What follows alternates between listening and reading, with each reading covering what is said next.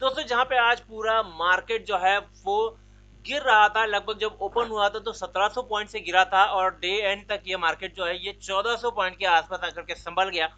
लेकिन ऐसे टाइम पर भी एक स्टॉक था जिसपे अपर सर्किट लगा हुआ था। स्टॉक का नाम है दोस्तों 3i इंफोटेक स्टॉक। अब इस स्टॉक के बारे में बात करेंगे दोस्तों, क्यों ये अपर सर्किट लगा था और क्या यहाँ पर आप खरीदारी करनी चाहिए, शॉर्ट टर्म के लिए, लॉन्ग टर्म के लिए, कैसे खरीदारी करें, कितनी खरीदारी करें, उसके बारे में बात करने वाले हैं दोस्तों। मैं हूँ आपका दोस्त, आपका बेयर, स्वागत कर रहा हूँ दोस्तों मेरे चैनल में जिसका नाम है इन्फो बेयर। दोस्तों देखिएगा, पहले बात करते हैं मार्केट के बारे में। आप सबको पता है सुबह एनएससी में काफी बड़ा ग्लिच आया था, तो उसके चलते स्टॉक वैल्यूज जो है वो काफी अलग से दिखाई दे रहे थे, ट्रेड नहीं कर पा रहे थे, ट्रेड एक्सेप्ट नहीं हो रहे थे। और ऐसे समय में एक स्टॉक जो है वो अपर सर्किट में लगा हुआ था, वो है 3i इंफोटेक। एक पेनी स्टॉक है, टेक्नोलॉजी सेक्टर में काम करता है। क्यों इसे अपर सर्किट लगा था वो पहले आपको मैं बता दूं। एक न्यूज है, यहाँ पर इनको मिला है एक order Rajasthan state pollution control board यानी RSPCB की तरफ से। लगभग 13 करोड़ की ऑर्डर है दोस्तों। स्टॉक में लगभग 58,629 बाइंग ऑर्डर थे, लेकिन कोई सेलर यहाँ पर अवेलेबल नहीं था। ऐसा क्यों, क्या करती है ऐसी कंपनी, कौन है इसके कंपटीटर, उसको पहले जान लेते हैं। दोस्तों ये कंपनी जो है वो technology designing, development, implementation and maintenance में काम करती है, स्पेशली ई गवर्नेंस को लेकर के। अब यहाँ पे अगर हम लोग बात करें थोड़े कंपनी के बारे में, तो यहाँ पर देखिएगा 1993 में कंपनी इनकॉर्पोरेट हुई थी as a back office company by ICICI limited.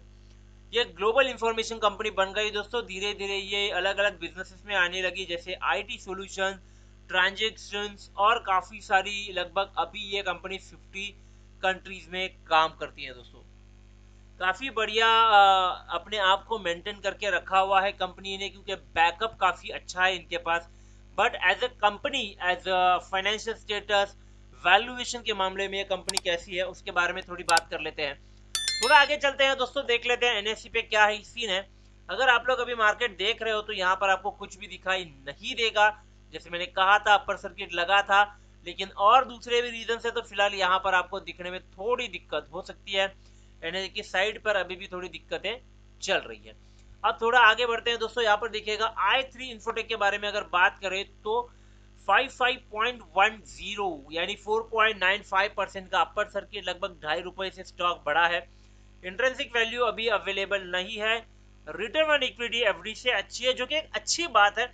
अगर आप लंबे समय के लिए किसी स्टॉक में इन्वेस्टमेंट के बारे में सोचते हो तो ये जो पॉइंट है ये बहुत ज्यादा इंपॉर्टेंट होता है, क्योंकि यहाँ पर पता चलता है पैसा एफडी में पड़ा रहे तो 6% मिलेगा, यहाँ पर पड़ा रहे तो 6% से अगर ज्यादा मिल रहा है तो कोई दिक्कत नहीं है यहाँ पर पैसे रखने से। डिविडेंड इतना अच्छा नहीं है, एंट्री पॉइंट काफी अच्छा, फिलहाल कोई फ्लैग नहीं है, सबसे बड़ी बात होती है। आईटी सर्विस एंड कंसल्टेंसी का बिजनेस है। मार्केट कैपिटल लगभग 1000 करोड़, 800 करोड़ के आसपास, 880 से 1000 करोड़ के आसपास। हाई रिस्क स्टॉक है, 16x का इस पर रिस्क है दोस्तों। वोलेटाइल, काफी वोलेटाइल स्टॉक है। पीबी पी रेशियो 2.25 है और पीबी जो है 0.75 है। काफी ज्यादा है, काफी ज्यादा कम है इसका पी। तो इतना पी कम होना भी उतनी अच्छी बात नहीं होती है दोस्तों, जितना अगर आप सोच रहे हो कि पी कम हो तो बहुत अच्छी बात है। फाइनेंशियल पे नजर डाल दे दोस्तों तो देखिएगा 5 साल में जब इंडस्ट्री 8.5% से ग्रो कर रही है, ये -8% से नीचे है। मार्केट शेयर 2.05 हो गया, एक टाइम पे ये 2.57 रहा करता था दोस्तों। यहाँ पर अगर हम लोग नजर मार लेते हैं फाइनेंशियल्स के लिए, will go to the other website जहाँ पे काफी अच्छी और डीप डिटेल्स होती हैं। यहाँ पर देखिएगा इंफोटेक को लेकर के आया हूँ मैं। यहाँ पर मार्केट कैपिटल लगभग 1000 करोड़ के आसपास। नंबर थोड़े से 19-20 रहेंगे हर वेबसाइट के अंदर, तो उतना थोड़ा सा आपको एडजस्ट करना पड़ेगा। ROC देखेंगे तो 8.25 है, ROE 2.03 है। अभी तक फेस वैल्यू 10 ही है, जो कि अच्छी बात है। EPS -0.72। पिछले 3 साल से इनका प्रॉफिट 34% से नीचे है। सेल्स ग्रोथ 15% से नीचे है। और यहाँ पर देखिएगा 140 करोड़ का इनके ऊपर डेट है। अगर मैं थोड़ी चीजें और डिटेल में जाना चाहूँ ना दोस्तों, तो यहाँ पर आइएगा, देखिए यहाँ पर जो है वो डेट कम हो रहा है, और यहाँ पर आप देख सकते हो कि जो डेटर डेज है वो भी कम हो रहे हैं। लेकिन इंपॉर्टेंट बात यह है कि इनका जो प्रॉफिट आ रहा है वहां से डिविडेंड पे आउट नहीं हो रहा है, तो that is okay.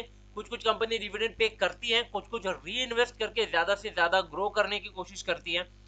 Company low interest coverage के अंडर है अभी फिलहाल। सेल्स पुअर है, -11.57 का सेल्स ग्रोथ है पिछले 5 साल की अगर बात करें हम लोग। लो रिटर्न है 3 साल से 6.80 पे। लायबिलिटीज लगभग 413 करोड़ की है, और यहाँ पे कंपनी कॉस्ट ऑफ बोरोइंग काफी ज्यादा है। अब थोड़ी सी नीचे आके पैसे की बात करें तो यहाँ पर देखिएगा पिछले 2019 से प्रॉफिट गिर रहा है इनका, और अच्छा खासा गिर रहा है। और वही अगर मैं ईपीएस देखूं तो देखिएगा 0.42, 0.42, 2.42 और -0.73। Suddenly I don't know how this profit growth. यहाँ पे देखिएगा वहां पे ईपीएस वापस से 0.73 हो गया। सेल्स की बात करें यहाँ पर तो हमेशा ये माइनस में ही रहा है, लेकिन इस साल ये प्लस में आया है। प्रॉफिट 2 साल 3 साल से माइनस में ही है, लेकिन अभी ये लगभग 200% माइनस में पहुंच चुके हैं। सीएजीआर काफी ज्यादा है, काफी ज्यादा है, लाइक 1000 के आसपास है। इक्विटी जो है वो last no return on equity hardly 2% है। तो जैसे मैंने कहा, अगर आप लंबे समय के लिए सोच रहे हैं तो 2% मिल रहा है आपको रिटर्न ऑन इक्विटी, बैंक आपको 6% दे रहा है। तो फिगर्स अलग है जब मैं एक दूर के बारे में सोचता हूँ। तो अगर मैं 10 साल की भी बात करूँ, 3 साल में 7% मिल रहा है, 5 साल का नंबर नहीं है। तो जितना में लंबा, अगर पेनी स्टॉक है, जितना लंबा रखोगे उतना बेनिफिट होता है। लेकिन पेनी स्टॉक ऐसा होना चाहिए जो परफॉर्म करे, जिसका ईपीएस बढ़े, जिसका रिटर्न ऑन इक्विटी बढ़े, जिसका प्रॉफिट ग्रोथ हो। तो ऐसी चीजों में इन्वेस्ट किया कीजिए, ऐसे स्टॉक्स में इन्वेस्ट ना करें जो डेड है, जो ग्रो नहीं कर रहे हैं, जो निगेटिवली ग्रो कर रहे हैं, या फिर जो बहुत स्लो ग्रो कर रहे हैं। ऐसे स्टॉक में इन्वेस्ट करके फायदा नहीं है। और ये मैं अगर बता दूं कैसे, तो आपको सिंपल करना है एक चीज। आपको जाना है टिकर टेप पे, आपको जाना है होल्डिंग के अंदर, और यहाँ पे एक चीज देखनी है, देखिए promoter holding is total zero, mutual fund is total zero, DII में भी इंश्योरेंस फर्म का लगभग जीरो ही है।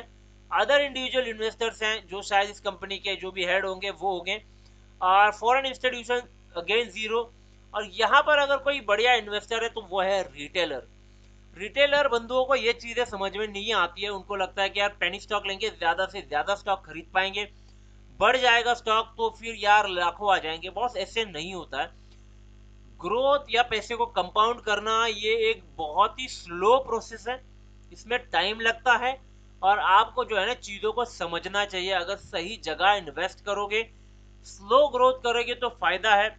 इन्वेस्ट कर चुके हो, निगेटिव रिटर्न्स आ रहे हैं, तो बहुत कम रिटर्न्स आ रहे हैं, हमने देखा रिटर्न ऑन इक्विटी 2% है, तो यार ऐसे समय में ये नहीं होने वाला। कंपनी स्टार्ट हुई है 1993 में, अगर आप देखोगे तो 24 साल हो चुके मेरे ख्याल से कंपनी को शुरू होकर भी, तो भी कंपनी अभी तक तो उतना ग्रोथ नहीं दिखा पाई है जितना इस कंपनी को दिखाना चाहिए था। आप कंपनी के कंपटीटर के बारे में सोच रहे हो तो वो भी मैं एक बार आपको दिखा दूं, इसको कंपीट किसके साथ करना है। अगर आप देख लो, इसको कंपीट करना है टीसीएस के साथ में, इसको कंपीट करना है इन्फोसिस के साथ में, विप्रो के साथ में। देखिए कंपनी बहुत ज्यादा बड़ी है, so called TCS 12 lakh crore की कंपनी है। तो ऐसी कंपनी के साथ में अगर आप 24 साल से बिजनेस कर रहे हो दोस्तों, तो आपको भी उतना उतना नहीं बट एटलीस्ट आपको ग्रोथ तो दिखाना चाहिए था। तो मेरे ख्याल से शॉर्ट टर्म इन्वेस्टमेंट सही है। यहाँ पर आप देखिए शॉर्ट टर्म इन्वेस्टमेंट के लिए आप देख सकते हो, यहाँ पर ये अभी रुका हुआ है लगभग 50-40 के आसपास, यानी 45 के आसपास। तो ये एक सपोर्ट है, ये सपोर्ट इसने लिया था लगभग 2020 दिसंबर में। और अगर यहाँ से ये स्टॉक गिर जाता है तो इसका मेजर सपोर्ट और इंपॉर्टेंट पॉइंट रहेगा 39 का, और उसके बाद में अगर गिर जाता है तो फिर भगवान जाने क्या होगा। लेकिन यहाँ से ऊपर अगर ये निकल जाता है तो 60 के आसपास का एक इसको रेसिस्टेंस होगा। अगर यहाँ से लकीली ये क्रॉस कर जाता है, जो कि अगर इस टाइप में मार्केट मूवमेंट हो जाता है, यानी अगर स्टॉक को मैनिपुलेट किया जाता है, the right word is manipulation, अगर इसमें मैनिपुलेशन होता है तो डेफिनेटली स्टॉक फिर से एक बार 100 रुपए के आसपास जा सकते हैं। स्टॉक में अगर आप अभी इन्वेस्टेड हो, रैली का फायदा उठाना चाहते हो, बिल्कुल उठाओ।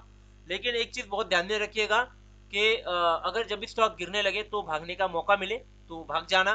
फंस जाओगे तो फिर वापस से लोअर सर्किट के अंदर फंस जाओगे तो निकलना भी मुश्किल हो जाएगा। पैसा आएगा दिखेगा, जाएगा दिखेगा, लेकिन कैप्चर नहीं कर पाए तो कोई फायदा नहीं होता है। ठीक है दोस्तों, ये था वीडियो i3 इंफोटेक के बारे में। वीडियो अच्छा लगा है लाइक करना है, दोस्तों के साथ शेयर करना है। चैनल को अगर अभी तक सब्सक्राइब ही नहीं किया है तो सब्सक्राइब जरूर कर लेना। मिलते हैं अगले वीडियो में, तब तक के लिए थैंक यू वेरी मच।